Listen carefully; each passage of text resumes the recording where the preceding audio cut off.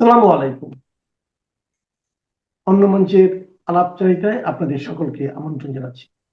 তিনি বলেন, তার শাসনামলেও কিছু নির্বাচন প্রকৃত অর্থে অংশগ্রহণমূলক ছিল না, কারণ বড় রাজনৈতিক দলগুলো গণতান্ত্রিক প্রক্রিয়া বর্জন করেছিল।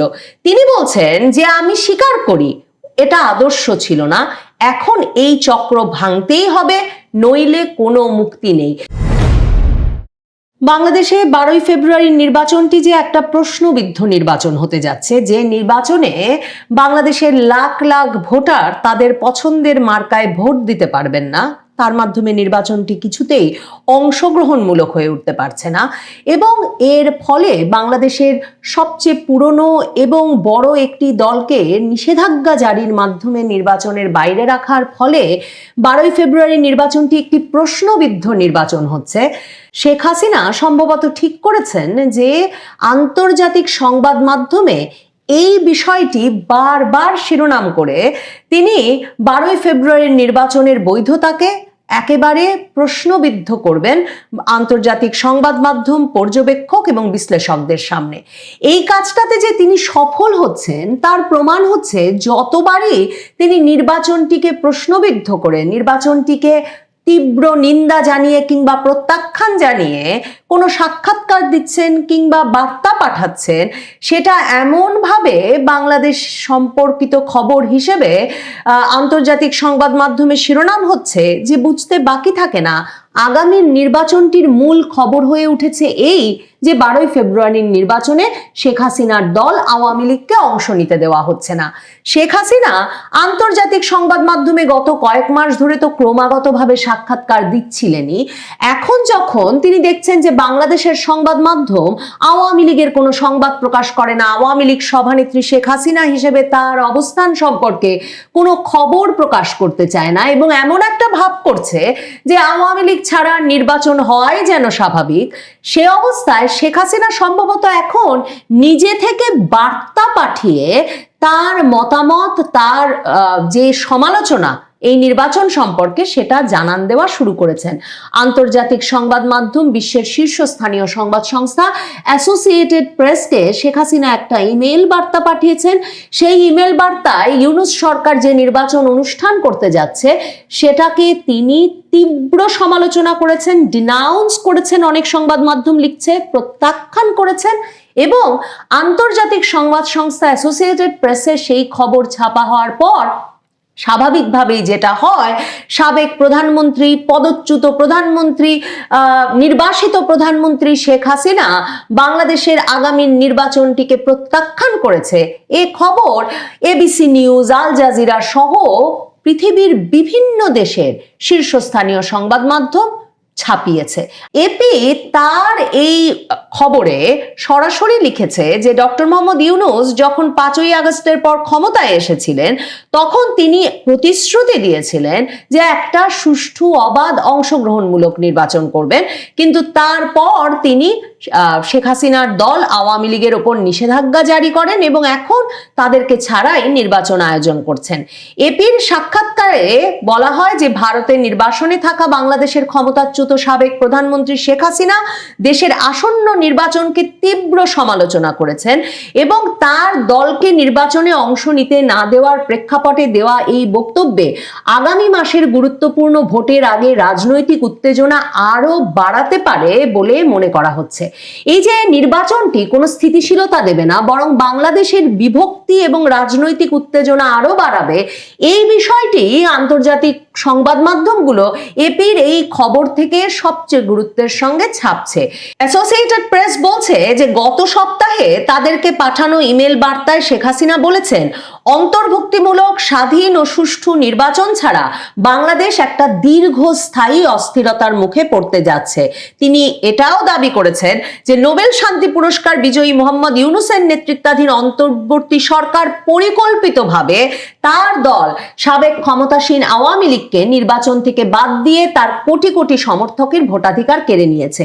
এটাও কিন্তু শেখ হাসিনা বলছেন যে যেহেতু তার দল নির্বাচনে অংশ নিলে তার দলই নির্বাচনে জিতে আসতো, আওয়ামী লীগে আবারও জনগণের ভোটে নির্বাচিত হতো, সেজন্যই পরিকল্পিতভাবে নোবেল বিজয়ী ইউনূস এই কাজটি করেছেন। মানে এর মাধ্যমে ডক্টর মোহাম্মদ ইউনূসের যে একটা আন্তর্জাতিক ইমেজ, তিনি যে একটা রাজনৈতিক ষড়যন্ত্রে যুক্ত হয়ে পড়েছেন, যে সম্পর্কে যথাযথভাবে খবর আসলে আন্তর্জাতিক সংবাদ মাধ্যমে খুব স্বাভাবিকভাবে বাংলাদেশের রাজনীতি প্রসঙ্গে তাদের বোধ বিবেচনা বা দেখবার যে একটা অন্তর্দৃষ্টি, সেটার অভাবের কারণে তারা যখন অনেক সময় বুঝতে পারেন না, আর বাংলাদেশের সংবাদ মাধ্যম যখন একেবারে চুপ, তখন আসলে আন্তর্জাতিক সংবাদ মাধ্যমের সেই সব খবর বের করে নিয়ে এসে লেখা একটা কঠিন কাজ।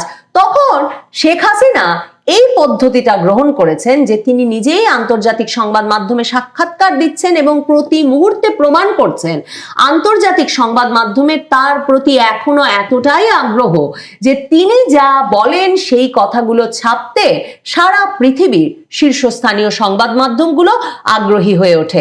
শেখ হাসিনা এই এপিকে পাঠানো বার্তাটিতে আরো বলছেন যে প্রতিবারই যদি জনগণের একটা বড় অংশকে রাজনৈতিক অংশগ্রহণ থেকে বঞ্চিত করা হয়, তাহলে ক্ষোভ বাড়ে, রাষ্ট্রীয় প্রতিষ্ঠানগুলোর বৈধতা ক্ষুণ্ণ হয় এবং ভবিষ্যতে আরো অস্থিরতার ভিত্তি তৈরি হয়।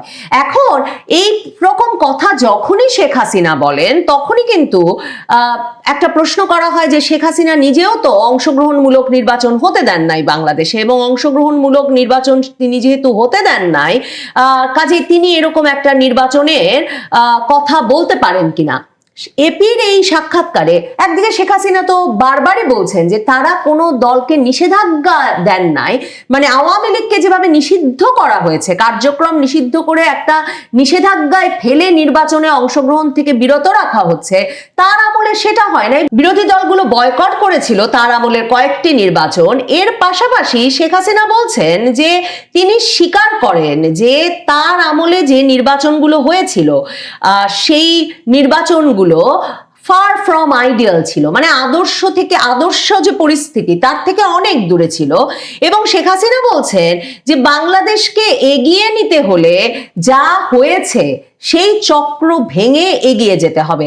ইমেইলে শেখ হাসিনা বলেছেন যে বাংলাদেশকে এগিয়ে নিতে হলে রাজনৈতিক নিষেধাজ্ঞা এবং বর্জনের চক্র, মানে ওই সময় যে বিরোধী দলগুলো নির্বাচনে অংশগ্রহণের সুযোগ থাকা সত্ত্বেও বর্জন করেছিল, সেই চক্রও যে ভাঙতে হবে সেটাও বলছেন শেখ হাসিনা।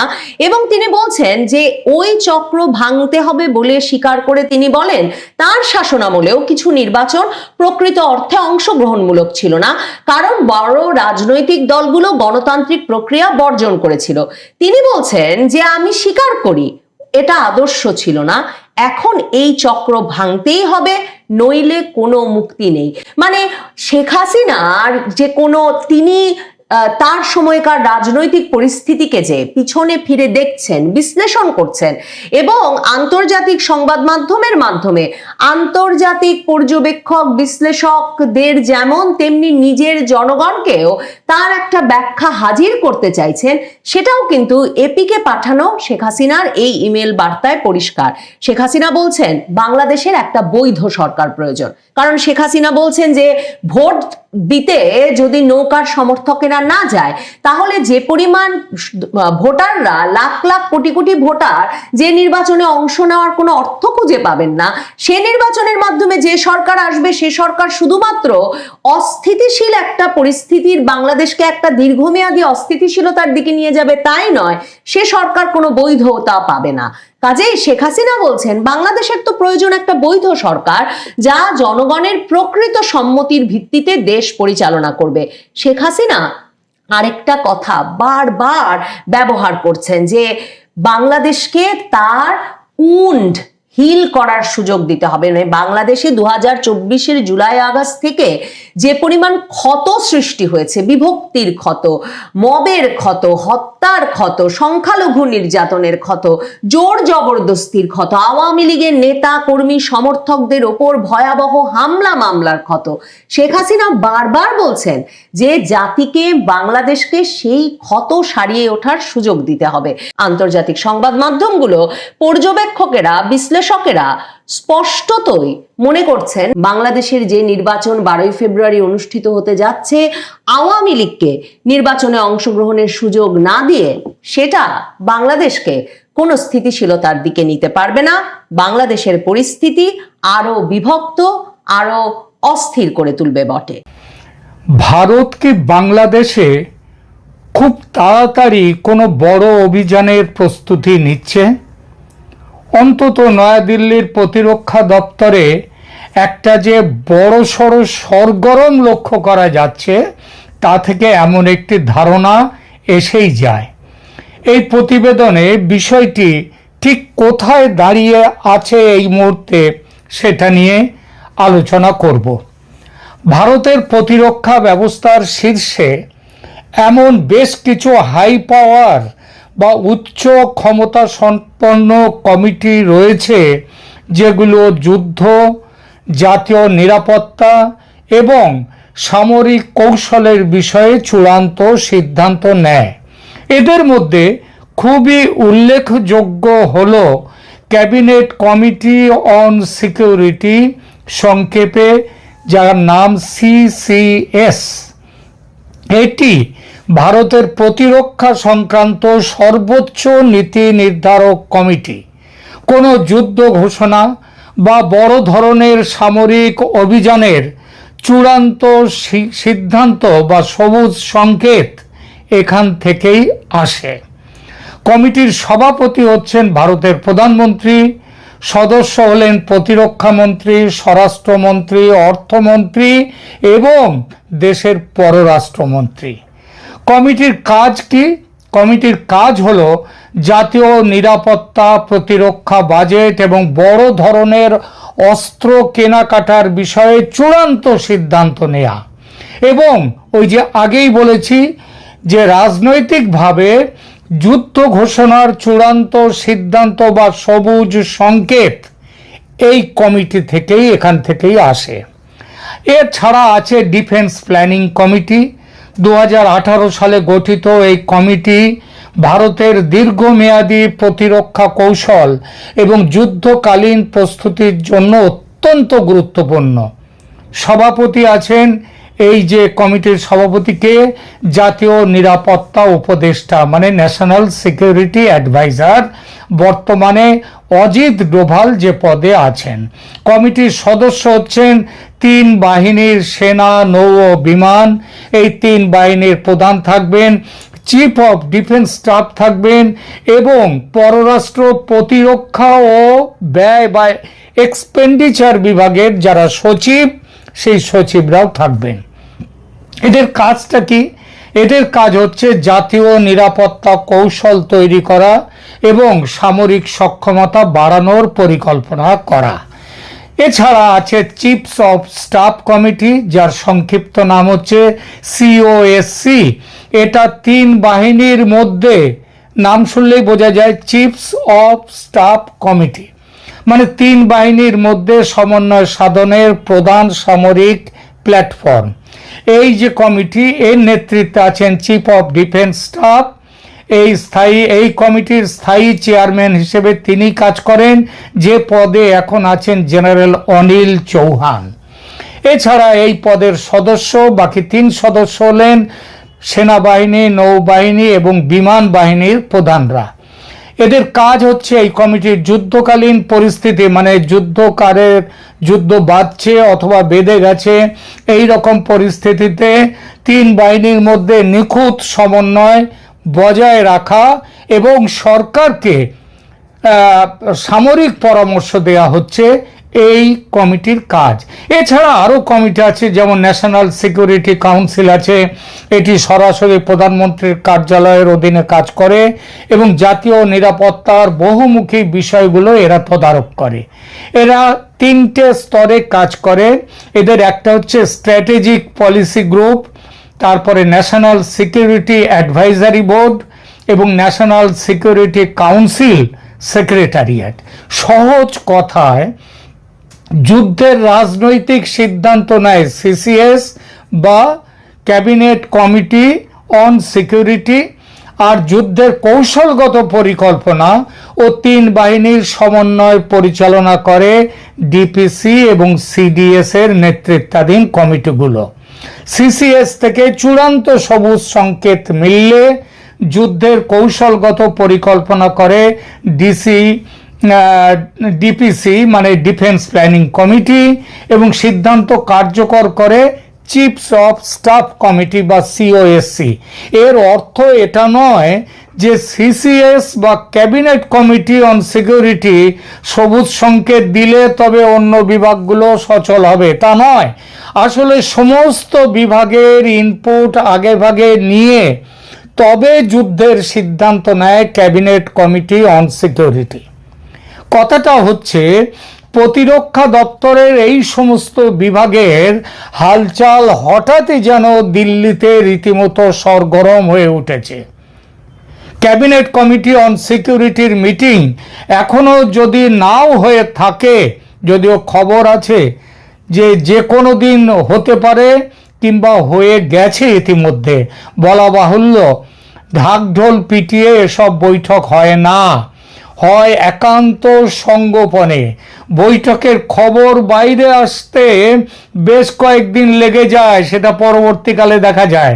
যেমন ধরুন না কেন, এই যে সিসিএস মানে ক্যাবিনেট কমিটি অন সিকিউরিটির শেষ বৈঠক হয়েছিল 23শে এপ্রিল 2025-এ। এটা অন্তত যেটা পরিষ্কারভাবে এখনো খাতায় কলমে যেটা বলা হচ্ছে। জম্মু ও কাশ্মীরের, আপনাদের হয়তো মনে আছে, জম্মু ও কাশ্মীরের পহেলগাঁও জেলায় পর্যটকদের ওপর হওয়া ভয়াবহ জঙ্গি হামলার পরিপ্রেক্ষিতে প্রধানমন্ত্রী নরেন্দ্র মোদী এই বৈঠক ডাকেন, জরুরি বৈঠক। বৈঠকে জাতীয় নিরাপত্তা পরিস্থিতি পর্যালোচনা করা হয় এবং পরবর্তী পদক্ষেপ অর্থাৎ পাকিস্তানের সন্ত্রাসী ঘাঁটিতে হামলা করার সবুজ সংকেত দেয়া হয় বা সিদ্ধান্ত নেওয়া হয়। যে সিদ্ধান্ত অনুযায়ী 7 মে তারিখে পাকিস্তানের ঘর মে ঘুসকে হামলা চালায় ভারত। বৈঠকের খবর আগে ভাগে প্রকাশ হলে পাকিস্তানে অতর্কিতে হানা দেয়া যেত না। খবরে প্রকাশ 7 মে রাতে ভারতের মিসাইল যখন পাকিস্তানে হামলা চালায় তখন প্রধানমন্ত্রী শাহবাজ শরীফ সুইমিং পুলে সাঁতার কাটছিলেন। তার যে সেনাপতি আসিম মুনির তিনি তাকে খবরটা দেন যে ভারত আক্রমণ করেছে।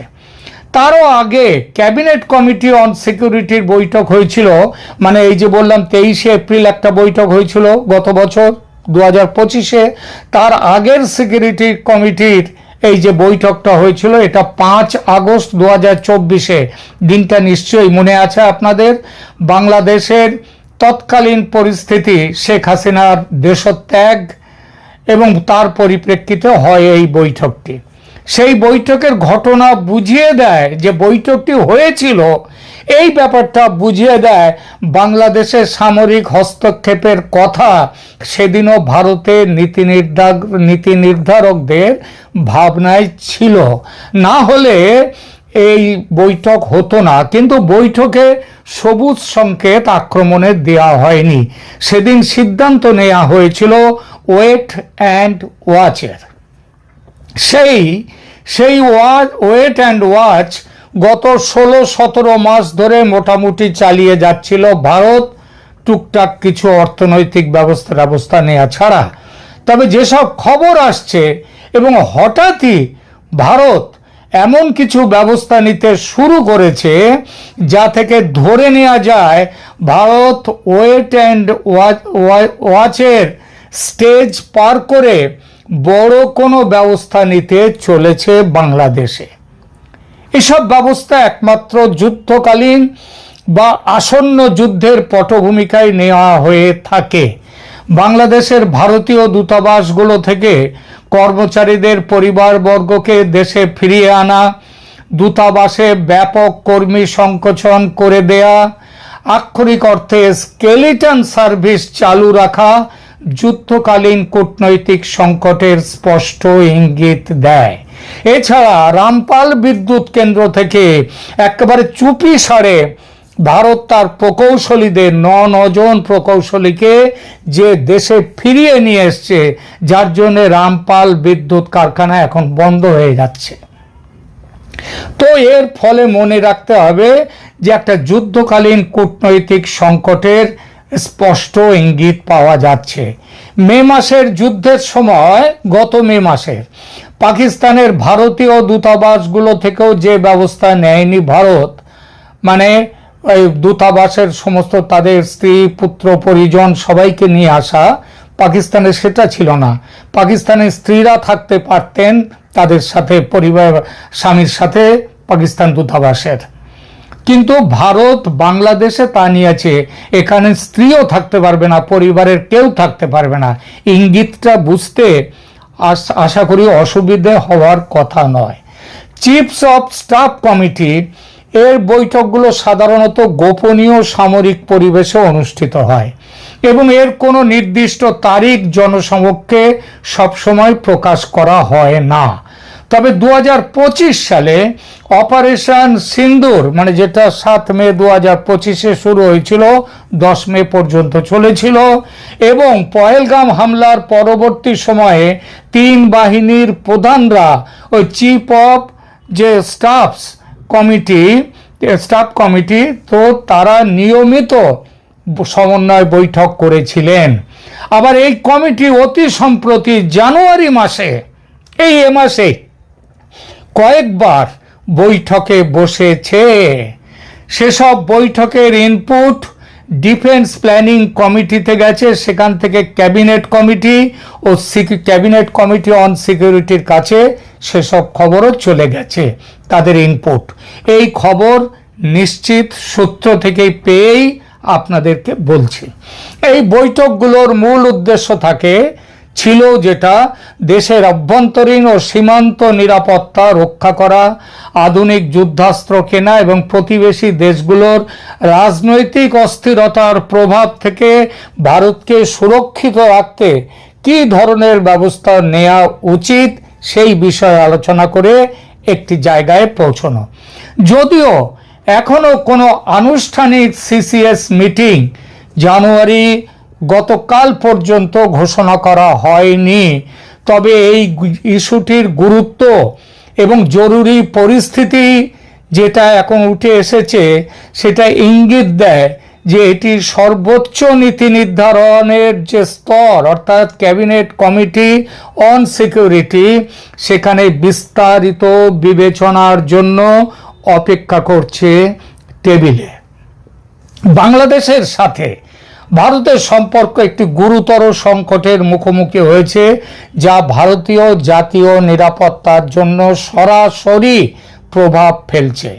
জানুয়ারি 27-এ, 3 দিন আগেই, বাংলাদেশ এবং চীনের মধ্যে স্বাক্ষরিত ড্রোন উৎপাদন চুক্তি, অক্টোবর 2025 সালে ভারত বাংলাদেশ অর্থনৈতিক অঞ্চল চুক্তি বাতিল এবং সাম্প্রতিক কূটনৈতিক অবনতি একটি বড়সড় কৌশলগত চ্যালেঞ্জ তৈরি করেছে, যা ক্যাবিনেট কমিটি অন সিকিউরিটির তাৎক্ষণিক মনোযোগ দাবি করে।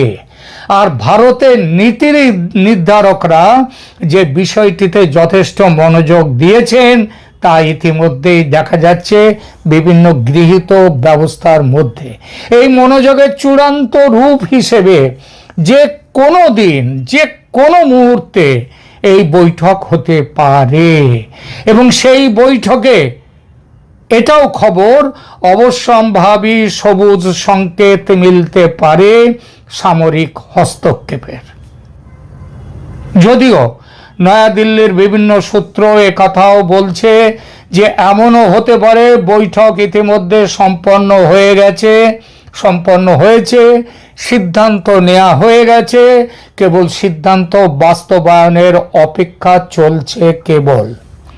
মনে রাখবেন, গত বছরের 7 মে তারিখে রাতে পাকিস্তানের বিরুদ্ধে ভারত যে সামরিক অভিযান চালায়, সিসিএস বৈঠকে তার সিদ্ধান্ত নেওয়া হয়েছিল 23 এপ্রিল, অর্থাৎ 14 দিন আগে।